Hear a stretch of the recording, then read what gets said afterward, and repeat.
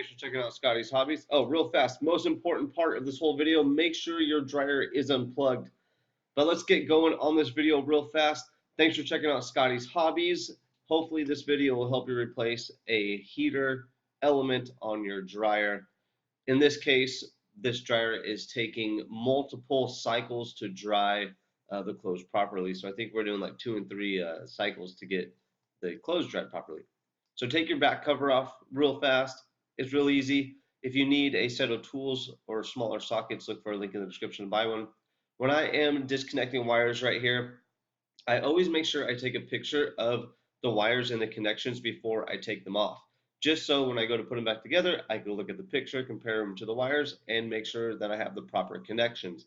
You don't want to fry something as soon as you plug something in or make it go. Now that we have the wires disconnected and sitting off to the side, you're going to loosen these 2 bolts, remove them actually, screws, not bolts, and you're going to pop the heater element right off. This is the element itself.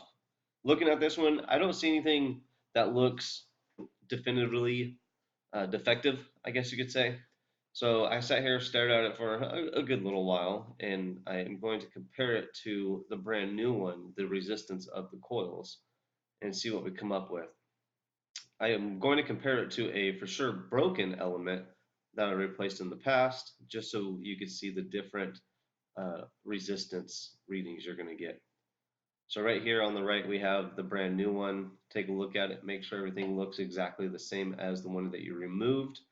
Make sure everything is compatible. It's all the same. You just want to make sure you're working with the same thing. You don't want to like try to rig something to work. Just make sure you're working with the right thing. And you can also find these heater elements in the or a link in the description below to purchase one if needed. This one I cleaned out really good. I was trying to see if I could find one of the coils broke, and I was kind of disappointed honestly when I took it out. So here we are going to check the ohms of resistance and compare it to the old one. There's a little bit of a difference, but not much. So this started making me think if I was replacing the proper malfunctioning part on this dryer. So this is a known bad element out of a dryer that I've repaired in the past. And you can see there's no resistance at all. So that's what I was hoping to see. But nope, we did get a little resistance reading out of the used one or the old one. So it started making me think I was replacing the wrong thing. But go ahead and remove your thermostat right here on the side. You can buy a set that has the coil and the thermostat all in one, and I will make sure there's a link in the description for that as well, so you don't have to go through this step if you buy the tad bit more expensive one. And honestly, I should have done that in this one, just so you're replacing everything with new that you are removing. It's easier for you. So I would recommend getting the set or just replacing both at the same time. Get everything reinstalled as it was when you removed it. Remember, take lots of pictures when you're doing your own job with your cell phone if you have one handy, or anything. Just take pictures. When you remove everything, anything that you're going to touch, take a picture of it just so you make sure you're putting it back in the proper order it came out. This one, I'm making sure it's getting a good connection where the wires are going to connect on the rear of the dryer. I'm squeezing the prongs a little just to make sure they stay tight, don't come off. And there is a little keeper prong. Bend it just as it was when you removed it. And let's go to reinstall.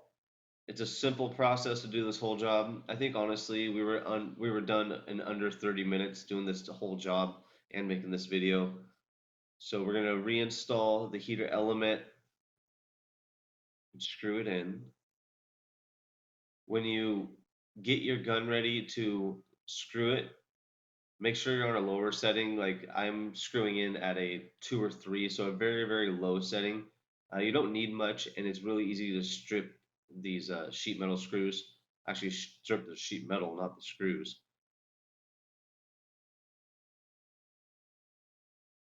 Here we go.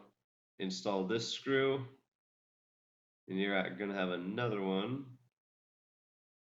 I guess we're going to install it twice, it looks like. I get this one going, screw the other side on. That will firmly hold it onto your dryer. If you took pictures at the beginning when you disconnected the wires, make sure you take a look at those pictures and connect them the same way that you removed them,